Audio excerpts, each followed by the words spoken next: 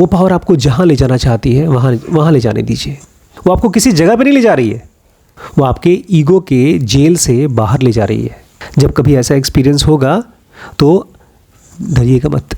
डरने की क्या ज़रूरत है? आपको ऐसा फील होगा कि आप स्पेसलेसनेस में गायब हो रहे हैं। आपको शायद ऐसा भी फील होगा कि मैं मरने वाला हूँ, जैसा रमन को हुआ था। अगर आप मर भी जाते हैं तो ये वर्थ इट है। ऐसी डिवाइन एक्सपीरियंस के लिए मरना भी चलता है।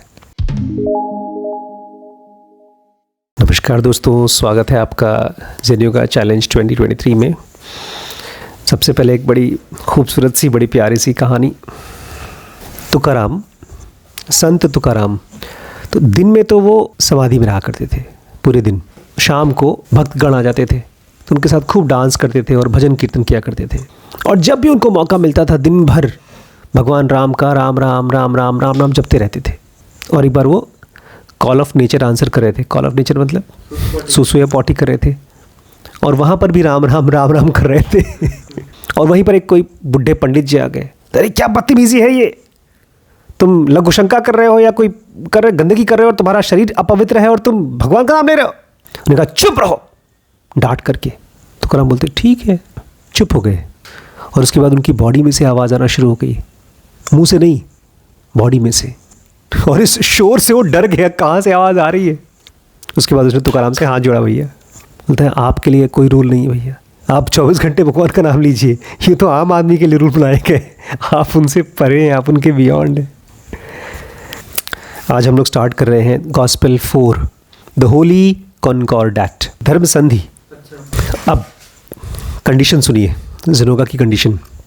लोग ऐसे ही बोलते रहते हैं भगवान सब जगह है। ना, भगवान सब जगह नहीं है। अभी जहाँ कहीं रेप हो रहा है, मर्डर हो रहा है, चोरी हो रहा है, वहाँ पर भगवान नहीं है, वहाँ पर भगवत्ता नहीं है। अगर भगवान रोशनी है, लाइट है, और इस दुनिया में सब कुछ, सारे मटेरियल ऑब्जेक्ट्स, किसी भी चीज़ को छोड़िए मत, कुछ नहीं है except condensation of that light. उसी लाइट का कंडेंसेशन। समझते हैं कंडेंसेशन क्या होता है? अरे भाई, जब वेपर कंडेंस्ड होता है क्या बनता है? वाटर। और वाटर कंडेंस्ड होता है तो कंडेंसेशन इवेपोरेशन का उल्टा होता है। जब वेपर कंडेंस्ड होता है तो पानी बनता है, पानी कंडेंस्ड होता है तो बर्फ बनता है। तो अगर भगवान लाइट है तो इस दुनिया में हर चीज उस लाइट का कंडेंसेशन है। वेपर लिक्विड बना, लिक्विड सॉलिड बना। आप और हम कंडेंस्ड फॉर्म ऑफ गॉड हैं अगर, तभी गॉड ओमनी प्रेजेंट है। इसको समझिए थोड़ा सा। हम सब भगवान को अगर एक्सपीरियंस करना चाहते हैं तो उसको लाइट के फॉर्म में एक्सपीरियंस कर सकते हैं। ये जो ओमनी प्रेजेंट है ये किसी का एक्सपीरियंस से निकला है। ज़ेनोगा कहती है इस धरती पे आप किसी और काम के लिए नहीं आए हैं, खाली एक रीज़न के लिए, एक काम के लिए आए हैं, और वो है अपना सच्चा स्पिरिचुअल सेल्फ जानने के लिए, पाने के लिए। जब तक आप अपने ट्रू सेल्फ को नहीं पालेंगे तब तक आपको मजबूरन बार बार पैदा होना पड़ेगा, बार बार, और सफ़र करते रहना पड़ेगा जब तक कि आप उसको पा नहीं जाते। अब हम में से बहुत से लोग सफ़र नहीं कर रहे हैं। We are happy but we will still keep on suffering. बीमारी आएगी, दुख आएगा। मुझे बड़ी डिस्टर्बेंस होती है जब कभी कहीं मुझे गुस्सा करना पड़ता है तो ऐसा लगता है जैसे मेरे ब्रेन में चोट लग गई, शीशा टूट गया। मैं सोच नहीं पाता हूँ, मैं गहराई में जा नहीं पाता हूँ। जब हम अपने बॉडी और माइंड को क्वाइट करते हैं, शांत करते हैं, तब हम ऐसी कंडीशन प्रिपेयर करते हैं कि इनफाइनाइट स्पिरिट मतलब डिवाइन फ्रैगमेंट या गॉड हमसे बात कर सके और ख़ुद को हमारे अंदर मैनिफेस्ट कर सके, उजागर कर सके। और जब हम इसको करने की कोशिश करते हैं वही एक तरह का वर्शिप है, वही पूजा है। और जब आपका माइंड ग्रेट साइलेंस एक्सपीरियंस करेगा उसी में भगवान आपके अंदर उतरेंगे। अगर हमारा दिमाग बहुत बिजी है, पर्सनल प्रॉब्लम्स के बारे में सोच रहा है तो भगवान नहीं आ सकते। एक तरह से हमने दरवाज़ा बंद कर रखा है उनके आने के लिए। अगर हम अपने माइंड को कोशिश करें शांत करने का, जैसा कि ज़ेनोगा में सिखाया गया है, इसका मतलब ये है कि हम प्योरली पर्सनल ईगोइस्टिक लाइफ को धीमे धीमे भूल रहे हैं। जैसे रिम्पी जब बात करती हैं आपके बारे में या आपके स्कूल के बारे में या आपके करियर के बारे में, किसी भी और आदमी के बारे में बात करती है, तो मैं उनसे बोलता हूँ ये चीज़ कि रिम्पी, हर आदमी इंडिविजुअल है, हर आदमी आपकी खुद की एक व्यक्तित्व है, उसकी खुशी, उसको किससे शादी करना चाहिए, उसको क्या पढ़ना चाहिए, उसको क्या काम करना चाहिए, वो वही आदमी डिसाइड करेगा। क्यों? क्योंकि मेरे पास अपना प्योरली पर्सनल ईगोइस्टिक लाइफ धीमे धीमे कम हो गया है। तो हम सबका ईगो होता है और ईगो के कुछ पार्ट्स होते हैं, अगर उसको हटा लिया जाए या उसमें कोई चीज़ ज़बरदस्ती डाली जाए तो दिक्कत होगी। मैं आपसे पूछना चाहता हूँ, ऐसी कौन सी चीज़ है जो आपकी प्योरली पर्सनल ईगोइस्टिक लाइफ है? कोई चीज़ जो आप चाहते हैं और आपसे छीन ली जाए और वो आपको दुख दे, वो है आपका लैपटॉप है, आपकी साइकिल से अगर आप स्कूल नहीं जा पा रहे हैं, आपको घूमने अपने वहाँ नहीं, इंटर्नशिप के लिए नहीं जाने दिया जा रहा है, तो जो भी चीज़ें आपको डिस्टर्ब कर सकती है वो है प्योरली पर्सनल ईगोइस्टिक लाइफ। और ये ईगो भी बड़ा कॉम्प्लेक्स नहीं है। ईगो मतलब सारे थॉट्स का एक समेशन। जैसे इस लाइब्रेरी में ढेर सारी किताबें हैं, तो उन सब का एक लिस्ट बना लो, वही है ईगो। क्या थॉट चल रहा है आपके मन में, वो आपका ईगो है। जब आपके मन में कोई थॉट नहीं होगा तो कोई ईगो भी नहीं होगा। इसका मतलब ये है कि अगर आपने अपने थिंकिंग को साइलेंस कर लिया तो आपने अपनी ईगो के ऊपर भी विजय हासिल कर ली। एक बहुत पुरानी कहावत है, be still and know that I am God. शांत रहिए और जानिए कि आप ही भगवान हैं। Be still and know that I am God. जब आप शांत रहेंगे तो आप भगवान के दर्शन नहीं करेंगे, शांत रहेंगे तो आप अपने अंदर भगवत्ता को, भगवान को एक्सपीरियंस करेंगे। आपका जो आई है, जो इस समय किसी थॉट के ज़रिए इस फिजिकल वर्ल्ड में कनेक्टेड है, वहाँ से डीलिंक हो जाएगा और कनेक्ट हो जाएगा आत्मन के साथ, गॉड के साथ। इससे पहले कि हम लोग भगवान को प्रार्थना करना सीख सकें, प्रार्थना करने के लायक बन सकें, हमको खुद को भूलना, खुद के प्रॉब्लम्स को भूलना सीखना होगा। और ये चीज़ करने से पहले आपको अपने थॉट्स को कंट्रोल करना आना चाहिए और अपने सेक्शन 1 को साइलेंस करना आना चाहिए। मैं आज सोच रहा था ये चीज़, जैसे हम गाड़ी चलाते हैं तो हम कहीं किसी सामने दूसरे व्हीकल के साथ, किसी पत्थर के साथ धक्का नहीं मारते, लेकिन हमारा मन ऐसे काम क्यों करता है? जैसे गरिमा नहीं चाहती थी कि लड़ाई हो, मैं नहीं चाहता था कि लड़ाई हो, फिर भी हमने अपने थॉट्स के ज़रिए ऐसी टक्कर क्यों मारी? हम ऐसे थॉट्स को पहचान क्यों नहीं पाते हैं कि अगर ये थॉट चला तो इसका ये रिज़ल्ट होगा।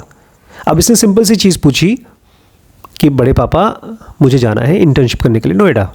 बड़ी सिंपल सी चीज़ थी, लेकिन आपको ये पता नहीं चल सका कि इस चीज़ के लिए बड़े पापा नाराज़ होंगे।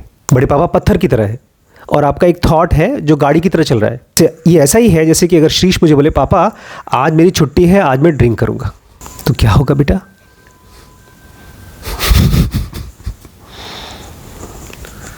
It is unimaginable for you. मुझे पहले ऐसा लगता था कि बड़े पापा नाराज हो ही नहीं सकते। इसका मतलब ये है कि आपका थॉट अभी बड़े पापा को जानता नहीं है या आसपास की दुनिया को जानता नहीं है।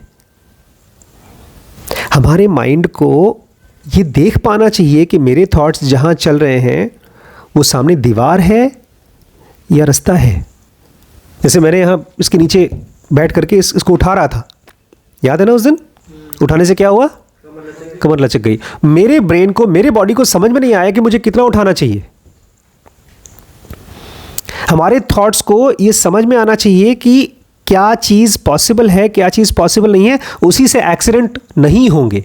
हमको बेसिकली अपने थॉट्स को कंट्रोल करना आना चाहिए। अगर आप थॉट्स को कंट्रोल करेंगे तो सामने वाले को सेंस कर पाएंगे। आप प्लीज़ इसको पहचानिए, जब तक हमारा थॉट्स बड़बड़ करता है हम दुनिया को सेंस नहीं कर पाते और हम फिर ऐसी चीज़ें कर लेते हैं जो एंटी दुनिया होती है या एंटी पीपल होती है या एंटी प्रेजेंट मोमेंट होती है। क्या होता है एंटी प्रेजेंट मोमेंट? कोई चीज़ जो अभी नहीं होनी चाहिए, कोई ऐसी चीज़ जिसकी वजह से मुझे गुस्सा आ रहा है, वो है एंटी प्रेजेंट मोमेंट। जिस किसी चीज़ का थॉट आपके दिमाग में बड़बड़ चल रहा है, जब तक आप उसको रेगुलेट नहीं कर पाएंगे तब तक आप गॉड के साथ या लाइफ के साथ कनेक्ट नहीं हो पाएंगे, क्योंकि वो है आपका प्योरली पर्सनल ईगोइस्टिक लाइफ। आप लाइफ के लिए एक कचरा है, एक छिलका, कुछ है नहीं। जैसे पेड़ में सबसे इंपॉर्टेंट होता है बीज, उसको बचा के, फल के अंदर बचा के रखता है ताकि उसमें से दोबारा पेड़ बन सके। बाकी सब चीज़ें छिलके होते हैं, खोल होते हैं। ऐसे ही आपके अंदर में आपका थॉट छिलका है। आपको अपने थॉट्स को कंट्रोल करना आना चाहिए।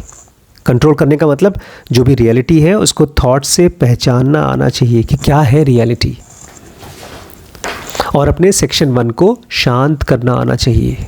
वो देखिए फिल्म माइकल क्लेटन, उसमें वही चीज़ दिखाया गया है जो मेरे साथ हुआ ज़ेनोगा में।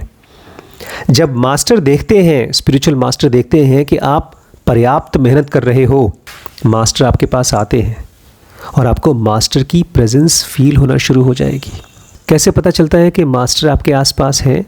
आपको ढेर सारी वरीलेसनेस हो जाएगा, चिंता कम होती जाएगी, अपनी पर्सनल लाइफ की प्रॉब्लम्स परेशान नहीं करेंगी, और बार बार आपको एक स्टिलनेस महसूस होगी, डिवाइन स्टिलनेस, शांत लेकिन अंदर से आनंद से भरा हुआ। और धीरे धीरे आपको ये फील होगा कि उसी साइलेंस के अंदर में एक हायर पावर, जिसको ग्रेस कहते हैं, वो आपके अंदर उतर रहा है, डिसेंड कर रहा है। और यही टेस्ट है आपके सच्ची वर्शिप का, पूजा का, कि हायर पावर आपको धीरे धीरे अपने साथ लेके जा रही है। और ऐसे मोमेंट में जब आपको महसूस होता है कि हायर पावर आपको ले जा रही है अपने साथ, तो रेजिस्ट मत करिए। ये मत कहिए कि मुझे नहीं जाना, नहीं जाना। वो पावर आपको जहाँ ले जाना चाहती है वहाँ ले जाने दीजिए। वो आपको किसी जगह पे नहीं ले जा रही है, वो आपके ईगो के जेल से बाहर ले जा रही है। जब कभी ऐसा एक्सपीरियंस होगा तो डरिएगा मत। डरने की क्या ज़रूरत है? आपको ऐसा फील होगा कि आप स्पेसलेसनेस में गायब हो रहे हैं। आपको शायद ऐसा भी फील होगा कि मैं मरने वाला हूँ, जैसे रमन को हुआ था। अगर आप मर भी जाते हैं तो ये वर्थ इट है। ऐसी डिवाइन एक्सपीरियंस के लिए मरना भी चलता है, लेकिन आप मरेंगे नहीं। डेथ तो एक टेम्पररी एक्सपीरियंस है डेथलेसनेस की तरफ। जो चीज़ डेथलेस है डिवाइन, वो उसको एक्सपीरियंस करने का बीच में से एक डेथ का एक्सपीरियंस होगा। हम लोग उसके पहले ही आ जाते हैं। जैसे कोई लक्ष्मण रेखा खींच दी गई हो और हमको बोल दिया गया उसके बाहर नहीं जाना, बाहर नहीं जाना, बाहर नहीं जाना। हम लोग जाते हैं, डर के मारे वापस आ जाते हैं। डेथ वही है। जब हम ज़ेनोगा यूनिट्स अपने अंदर इकट्ठी करेंगे तो भगवान को सेपरेट नहीं महसूस करेंगे। हम भगवान को एक्सपीरियंस करेंगे as being something that we are, कोई ऐसी चीज़ जो हम हैं। हम में से हर एक इंसान ईश्वर की एक किरण है। अगर आप भगवान को जानना चाहते हैं तो भगवान बनिए, भगवान के बारे में सोचिए मत। अगर सोच रहे हैं इसका मतलब आप और भगवान अलग अलग हैं। लेकिन अगर आप हो जाते हैं भगवान, इसका मतलब आपका और भगवान के बीच में कोई रिलेशनशिप नहीं है। खाली जो किरण है वो सूरज के साथ एक हो रही है, फ्यूजन हो रहा है। इसको स्पिरिचुअल यूनिटी का हाईएस्ट स्टेट कहते हैं। इसके बियॉन्ड आदमी कुछ नहीं पा सकता। इसलिए जितने भी साधु संत ऋषि मुनि हुए हैं, उन सब ने कहा है ईश्वर को अपने अंदर महसूस करो, बाहर नहीं। बस।